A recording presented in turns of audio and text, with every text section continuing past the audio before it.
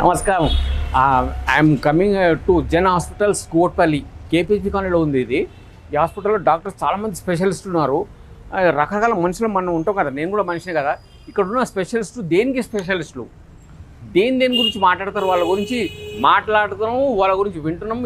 మీరు కూడా వినండి. You please follow me. I'm talking to them, you listen. Yeah please mister cameraman. నమస్కారం sir. నమస్తే అండి. అయితే ఇప్పుడు వైట్ రైస్ తింటే కూడా షుగర్ వస్తుంది అంటున్నారు సార్. అంటే వైట్ రైస్ కాకుండా బ్లాక్ రైస్ ఏమైనా ఉంటుందా సార్? వైట్ రైస్ అయినా ఒకవేళ దేవుడు మనకి బ్లాక్ రైస్ సృష్టించినా కూడా అది చపాతీ కావచ్చు, ఇంకేదైనా కావచ్చు, ఇదంతా మనం చేసుకుని తప్పిదాం అన్నమాట. వైట్ రైస్ తింటే పాయిజన్, చనిపోతారు, ఉప్పు బదులు పింక్ సాల్ట్ వాడండి, ఇవంతా రకరకాల థీరీస్ అనమాట. థీరీస్ అంటే ఒకరోజు చెప్తూ ఉంటారు. కానీ ఇతిమిద్దంగా చెప్పాలంటే, అంటే కరెక్ట్గా చెప్పాలి అంటే, ఇది తింటేనే మనం బతుకుతాము, ఇది తింటే పాయిజన్ అంటూ ఏమీ లేదు. ప్రకృతి అనేది మనకి రకరకాలుగా చాలా వరప్రదాయంగా చాలా ఇచ్చిందనమాట. అంటే రైస్ బంద్ చేసి ఇట్లా ఆకులు తినమంటారు. ఆకులు కూడా తినొచ్చు. ఈ మధ్య ఎవరు ఒక ఆయన చెప్పారు, ఒక సినిమా డైరెక్టర్, ఏంటంటే గడ్డి తిని బతుకుతున్నా అంటే, నేను గడ్డి తిని బతుకుతున్నాను అన్నారనమాట. సో వాళ్ళు చాయిస్ అనమాట. అది వైట్ రైస్ అసలు తినొద్దు అంటే ఇట్లా చెట్ల ఆకులు తినమంటారు. కాబట్టి మనం సిరీస్ చెప్పుకోవాలంటే ఏదైనా సరే మనము ఆప్టిమంగా, అంటే మన శరీరానికి ఏది సూట్ అవుతుందో అది తీసుకోవాల్సి ఉంటుంది. ఫర్ ఎగ్జాంపుల్ నాకు సూట్ అయింది, మీకు సూట్ కాకపోవచ్చు. నేను ఉదయాన్నే లేచి అదే, అందువల్ల మనకి తెలిసింది అందరికీ అదే ఆపాదించాలి, మనం చూడకూడదు. దీన్ని జరిగే మిస్టేక్ ఏంటంటే, వైట్ రైస్ ఆయనకి పడలేదు కాబట్టి అందరూ తినొద్దు అని చెప్పడం అనేది అది అంత సహేతుకమైంది కాదనమాట. అలాగే ఉప్పు కూడా, ఉప్పు గురించి మామూలు ఉప్పు మానేసి రాక్ సాల్ట్ తినండి, పింక్ సాల్ట్ తినండి చెప్తుంటారు. ఇవంతా ఈ థీరీస్ అనమాట. సో ఇదేంటంటే, ఫర్ ఎగ్జాంపుల్ ఇప్పుడు మన సోషల్ మీడియా ఎక్కువైన తర్వాత రకరకాల మనం దృక్పథాలు వచ్చాయి కాబట్టి ఈజీగా వింటున్నాము. కాబట్టి ఈ కన్ఫ్యూజన్ అనమాట. అంతేగాని వైట్ రైస్ తింటే చనిపోతారు, దాని బదులు ఏం తినాలి, మీరు చెప్పినట్లు ఇంకా ఆకులు అలవం తినాలి, లేకపోతే చపాతీ తినాలి. నేను చదివినంత నార్త్ ఇండియాలో అనమాట. నార్త్ ఇండియాలో పేషెంట్స్ మనకి ఎంతమందికి షుగర్ ఉంటుంది, అక్కడ కూడా చాలా మందికి షుగర్ ఉంటుంది. కానీ మీకు తెలుసు నార్త్ ఇండియాలో ఏం తింటారు అనేది. వాళ్ళు ఏం తింటారు, చపాతీ తింటారు, రోటీ తింటారు. వాళ్ళకి షుగర్ వస్తే ఏం చేస్తారంటే, వాళ్ళు చపాతీ మానేసి అన్నం తింటారు అనమాట. రివర్స్ అనమాట. ఎందుకంటే వాళ్ళు చిన్నప్పటి నుంచి రోటీ అలవాటు అయిపోయి అన్నం తినబట్టి తినలేరు, చాలా తక్కువ తింటారు అనమాట. ఫర్ ఎగ్జాంపుల్ మీరు రోటీ తీసుకుంటే ఎన్ని తీసుకుంటారు ఒకసారి కూర్చుంటే?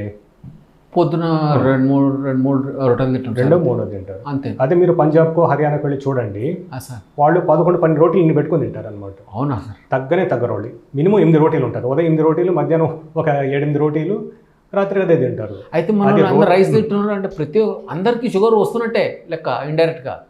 సింపుల్ చెప్పాలంటే ఏం లేదండి, రోటీలు ఏముంటుందో మన రైస్ కూడా అదే ఉంటుంది. అంటే పిండి పదార్థం అనమాట అది. సో చపాతీలు ఎక్కువ తిన్నా, అన్నం ఎక్కువ తిన్నా, ఫైనల్గా అది మన బాడీలో గ్లూకోజ్ మారుతుంది, అది ఏం తిన్నా కూడా. కాబట్టి ఈ తెల్ల అన్నం తినడం అనేది, పాయిజన్ అనడం అనేది అది అంత కరెక్ట్ కాదు.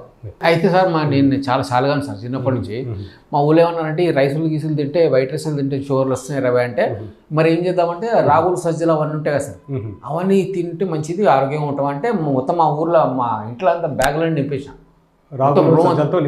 నింపేసాం. అవి అవే తిందామని చెప్పేసి. White rice, no eating white rice, I'm only eating this thing. That is correct sir? I'm going on right track. అంటే మీ కాళ్ళకి దండం పెట్టాలి అది రోజు తిన్నారు అంటే.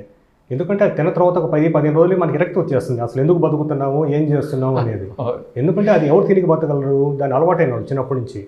అది ఎవరో సాధు పొంగవులో లేకపోతే హిమాలయాలు తపస్సు చేసుకునేవాళ్ళు, అంతేకాని మనం రోజు చూసే స్వాములు కాదనమాట.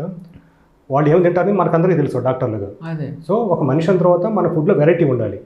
వాళ్ళు మామూలుగా మనం ఏం తింటున్నాము, ఫర్ ఎగ్జాంపుల్ ఉదయం ఇడ్లీ, దోశ, చపాతి తినొచ్చు, ఒక్కొక్క రోజు దాన్ని మార్చుకొని తినొచ్చు. ఒకరోజు మీరు సాంబారు, ఈ కొర్రలు అవి తినండి, ఇంకో రోజు మామూలు వైట్ రైస్ అవి తినండి. అంటే మీకు ఆకలి అయినప్పుడే తినండి, అది నేను చెప్పదలుచుకుంది. అంతేగాని ఎవరో ఇచ్చారు, ఫ్రెండ్ ఇచ్చారు, కాఫీ ఇచ్చారు, బిస్కెట్లు ఇచ్చారంటే మాటికి నోట్లు వేసుకుంటుంటే అది ఫైనల్గా ఏదైనా సరే ఇందాక మనం అనుకున్నట్టు గ్లూకోజ్గా మారి షుగర్ అనే దానికి ఛాన్సెస్ ఎక్కువ అవుతుంది అనమాట.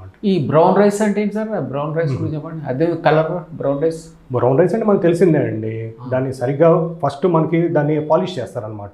వైట్ రైస్ అనేది పాలిష్ చేస్తారు. So single polish, double polish, triple, ఇంకెన్ని పాలిష్ అన్న కావచ్చు.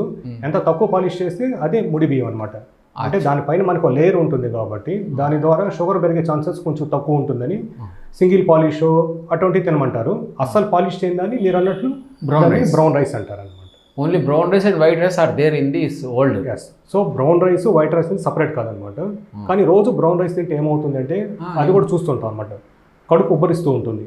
ఎందుకంటే లోపల ఫైబర్గా ఫామ్ అయ్యి అది కొంచెం గ్యాస్ వస్తూ ఉంటుంది అనమాట. మరి అది కూడా తినదంటే ఇట్లా సార్?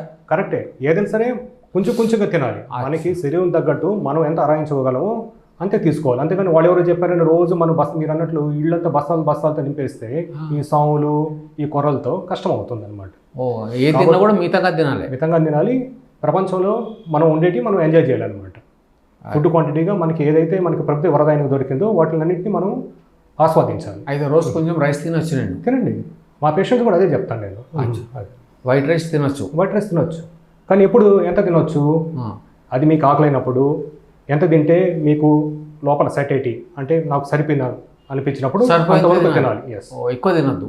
అది ఏది అనేది ఎవరికి కూడా గ్రహించుకోవాలి. అంతేకాదు 3 పూటలు తినొచ్చు సార్ రైస్? 3 పూటలు కూడా తినవచ్చు. ఇప్పుడు ఫర్ ఎగ్జాంపుల్ ఇది జస్ట్ లైక్ మన ఆర్ట్ ఆఫ్ లెర్నింగ్ సైకిల్ అండి. మీరు సైకిల్ అన్నీ నేర్చుకో ఉంటారు, కార్ నేర్చుకుంటారు. ఎలా నేర్చుకుంటారు? ఒక యూట్యూబ్ వీడియో పెడితేనో లేకపోతే ఇట్లా పెట్టి తీరి చెప్తే రాదు, కింద మీద పడి మనమే నేర్చుకుంటాం.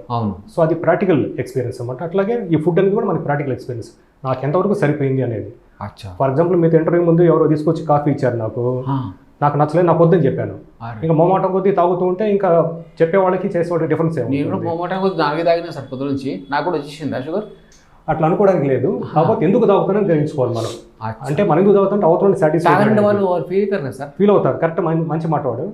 అది వాళ్ళ ఇష్టం, వాళ్ళు బాధపడితే మనకెందుకు, మన బాడీ బాధపడాలా? కాబట్టి మా పేషెంట్ కూడా ఏం చెప్తా అంటే బీ సెల్ఫిష్ అని చెప్తాను. బీ సెల్ఫిష్ అంటే స్వార్థంగా ఉండు అని. నీ గురించి నీ హెల్త్ గురించి నువ్వు స్వార్థంగా ఉండమని చెప్తాను అనమాట. నీ ఆరోగ్యం నుంచి నువ్వు పట్టించుకో. ఎందుకంటే మన ఆరోగ్యం నుంచి మనం పట్టించుకుంటే పక్కన వాళ్ళ నుంచి మనం చూసుకోగలం. యాజ్ ఎ డాక్టర్ నేనే జబ్బు పడి ఉన్నాను అనుకోండి, నేను మిమ్మల్ని ఏం ట్రీట్ చేయగలను, మీకేం ట్రీట్మెంట్ అందించగలను. సేమ్ ఈ అనాలజీ మనం ఫ్లైట్స్లో కూడా తీసుకోవచ్చు. ఫ్లైట్లో ఏం జరుగుతుంది, వాళ్ళు అడ్వర్టైజ్మెంట్ ఇస్తారు. ఫస్ట్ ఏదైనా ప్రమాదకర పరిస్థితుల్లో పైనుంచి ఆక్సిజన్ మార్కులు జారితే ఫస్ట్ మీరు మాస్క్ పెట్టుకోండి, తర్వాత పక్కన వాళ్ళు పెట్టమని చెప్తుంటారు. ఎందుకు చెప్తారు? ఒకసారి ఏదైనా ప్రమాదానికి గురైనప్పుడు ఆక్సిజన్ తక్కువ అయిపోతుంది. తక్కువైనప్పుడు మనం ఏం చేస్తున్నాం మనకు అర్థం కాదనమాట. సో మనం మాస్క్ పెట్టుకోకుండా అవతలకి మాస్క్ పెట్టడం వాళ్ళ గొంతు నొక్కుతాం మనకు తెలియదు అది.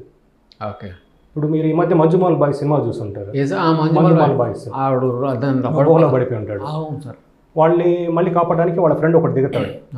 దాదాపు సినిమా సెకండ్ హాఫ్ దాకా వస్తుంది అనమాట. దిగిన తర్వాత ఏమవుతుంది, అంతా చీకటిగా ఉంటుంది, అక్కడ డంజన్గా ఉంటుంది, ఆక్సిజన్ కూడా ఉండదు అనమాట. వాడిని సేవ్ చేయడానికి వాడి దగ్గర పోకుండా వాడు ఏం చేస్తే వీడి గొంతు పట్టుకుంటాడు, ఎవడరా నువ్వు అని గొంతు పట్టుకుంటాడు. అదే అవును, అది టిపికల్ అనమాట. ఎందుకంటే అంత లోయలో ఉన్నప్పుడు ఆక్సిజన్ అందనప్పుడు ఎవరు మనల్ని కాపాడుతున్నారు, ఎవరు మనకి శత్రువులు, మనం ఏం చేస్తున్నాం. సేమ్ ఇదే అనాలజీ మనకి ఇక్కడ అప్లై అవుతుంది. అంటే first we have to be healthy. అంటే మన ఆరోగ్యం మనం కాపాడుకుంటే మనం అవతలకి సహాయం చేయగలం, అంతే.